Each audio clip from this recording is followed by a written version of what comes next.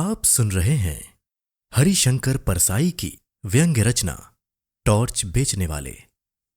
वो पहले चौराहों पर बिजली के टॉर्च बेचा करता था।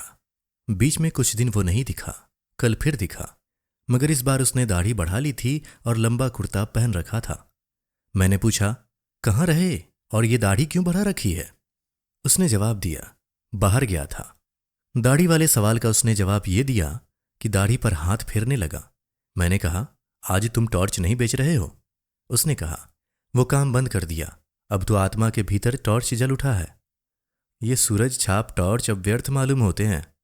मैंने कहा, तुम शायद संन्यास ले रहे हो। जिसकी आत्मा में प्रकाश फैल जाता है वो इसी तरह हरामखोरी पर उतर आता है। किससे दीक्षा ले आए? मेरी बात से उसे पीड़ा हुई।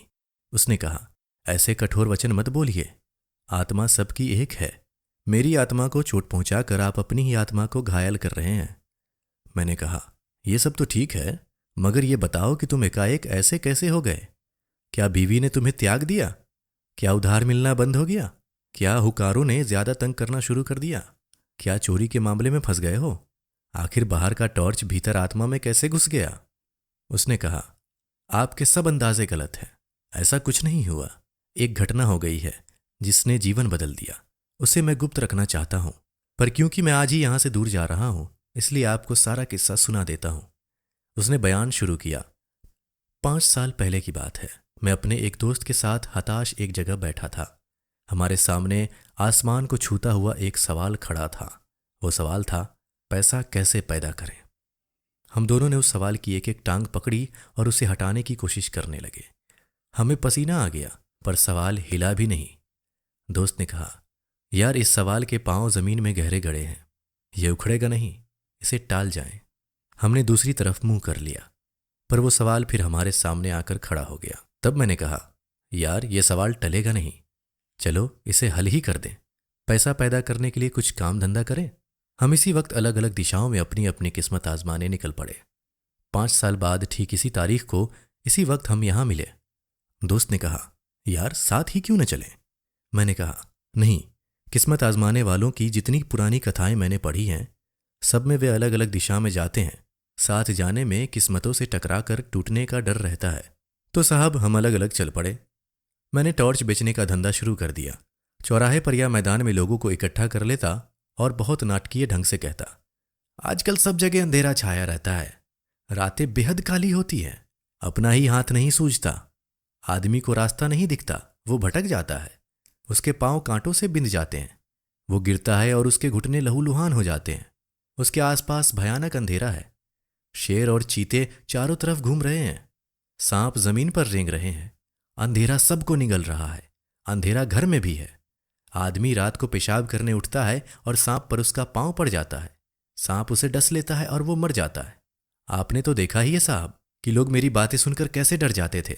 भर दोपहर में वो अंधेरे के डर से कांपने लगते थे। आदमी को डराना कितना आसान है। लोग डर जाते तब मैं कहता, भाइयों, ये सही है कि अंधेरा है, मगर प्रकाश भी है। वही प्रकाश मैं आपको देने आया हूं। हमारी सूरज छाप टॉर्च में वो प्रकाश है जो अंधकार को दूर भगा देता है। इसी वक्त सूरज छाप टॉर्च खरीदो और अंधेरे को दूर करो। जिन भाइयों को चाहिए हाथ ऊंचा करें। साहब, मेरे टॉर्च बिक जाते और मैं मजे की जिंदगी गुजारने लगा। वायदे के मुताबिक ठीक 5 साल बाद मैं उस जगह पहुंचा जहां मुझे दोस्त से मिलना था। वहां दिन भर मैंने उसकी राह देखी, वो नहीं आया। क्या हुआ? क्या वो भूल गया, या अब वो इस संसार में नहीं है? मैं उसे ढूंढने निकल पड़ा। एक शाम जब मैं शहर की सड़क पर चला जा रहा था, मैंने देखा कि पास के मैदान में खूब रोशनी है और एक तरफ मंच सजा है, लाउड स्पीकर लगे हैं। मैदान में हजारों नर नारी श्रद्धा से झुके बैठे हैं। मंच पर सुंदर रेशमी वस्त्रों के सजे एक भव्य पुरुष बैठे हैं। वे खूब पुष्ट हैं, संवारी हुई लंबी दाढ़ी है और पीठ पर लहराते लंबे केश हैं। मैं भीड़ के एक कोने में जाकर बैठ गया। भव्य पुरुष फिल्मों के संत लग रहे थे। उन्होंने गुरु गंभीर वाणी में प्रवचन शुरू किया। वो इस तरह बोल रहे थे जैसे आकाश के किसी कोने से कोई रहस्यमय संदेश उनके कान में सुनाई पड़ रहा है, जिसे वो भाषण दे रहे हैं। वे कह रहे थे, मैं आज मनुष्य को एक घने अंधकार में देख रहा हूं। उसके भीतर कुछ बुझ गया है। ये युग ही अंधकारमय है। ये सर्वग्राही अंधकार संपूर्ण विश्व को अपने उदर में छिपाए है। आज मनुष्य इस अंधकार से घबरा उठा है। वो पथभ्रष्ट हो गया है। आज आत्मा में भी अंधकार है। अंतर की आंखें ज्योतिहीन हो गई हैं। वे उसे भेद नहीं पाती। मानव आत्मा अंधकार में घुटती है। मैं देख रहा हूं, मनुष्य की आत्मा भय और पीड़ा से त्रस्त है। इसी तरह वे बोलते गए और लोग अस्तव्य सुनते रहे। मुझे हंसी छूट रही थी। एक दो बार दबाते दबाते भी हंसी फूट गई और पास के श्रोताओं ने मुझे डांटा।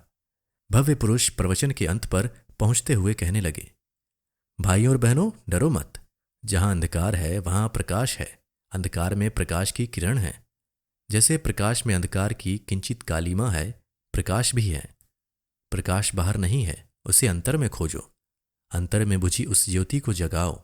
मैं तुम सबका उस ज्योति को जगाने के लिए आह्वान करता हूं। मैं तुम्हारे भीतर वही शाश्वत ज्योति को जगाना चाहता हूं। हमारे साधना मंदिर में आकर उस ज्योति को अपने भीतर जगाओ। साहब, अब मैं तो खिलखिलाकर हंस पड़ा। पास के लोगों ने मुझे धक्का देकर भगा दिया। मैं मंच के पास जाकर खड़ा हो गया। भव्य पुरुष मंच से उतरकर कार पर चढ़ रहे थे। मैंने उन्हें ध्यान से पास से देखा। उनकी दाढ़ी बढ़ी हुई थी, इसलिए मैं थोड़ा झिझका, पर मेरी तो दाढ़ी नहीं थी। मैं तो उसी मौलिक रूप में था। उन्होंने मुझे पहचान लिया। बोले, अरे तुम। मैं पहचान कर बोलने ही वाला था कि उन्होंने मुझे हाथ पकड़कर कार में बिठा लिया। मैं फिर कुछ बोलने लगा तो उन्होंने कहा, बंगले तक कोई बातचीत नहीं होगी, वहीं ज्ञान चर्चा होगी।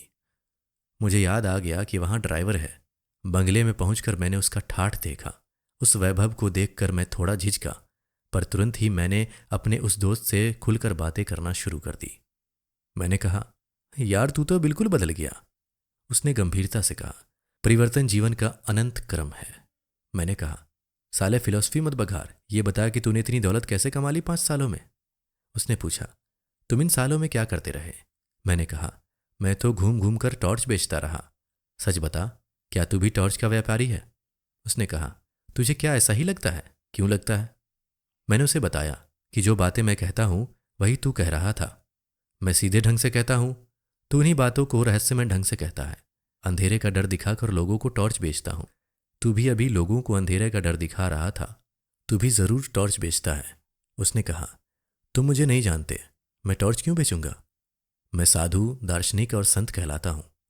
मैंने कहा, तुम कुछ भी कहलाओ, बेचते तुम टॉर्च हो। तुम्हारे और मेरे प्रवचन एक जैसे हैं।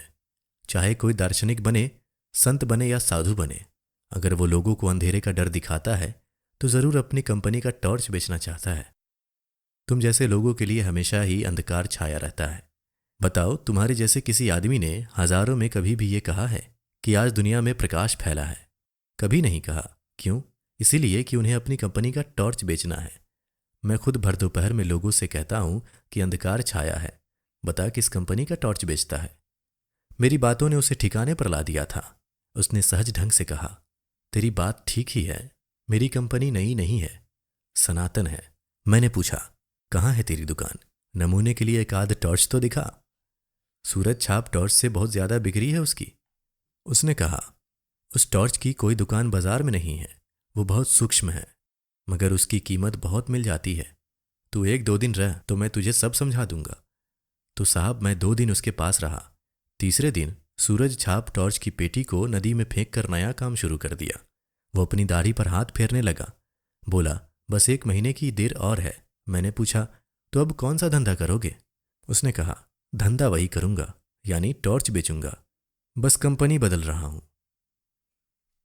अभी आप सुन रहे थे हरिशंकर परसाई की व्यंग्य रचना टॉर्च बेचने वाले।